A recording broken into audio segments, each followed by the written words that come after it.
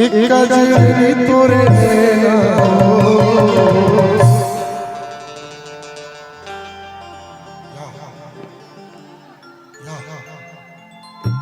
अच्छा एक काजरी चरित्र का हो गए? अरे अभी मोर गाना चालू नहीं हो ओती बार काल पिटवा शूटिंग चला था का?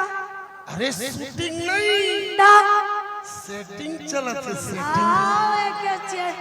सेटिंग करत है शूटिंग करत है। अरे ये टूरी के जीव है साय बोबरी तो है काम कर बगल में ते कर जीव कैसे करत होगी तो अब ये टूरी के जीव साय करते देखना साय करत है।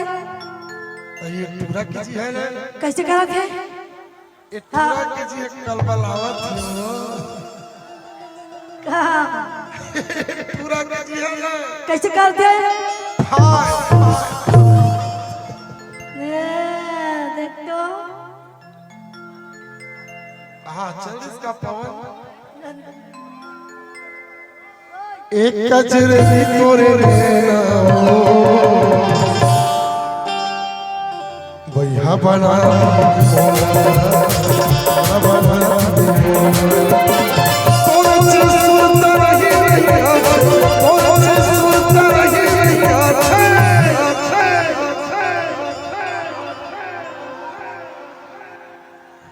कैसे बताओ बना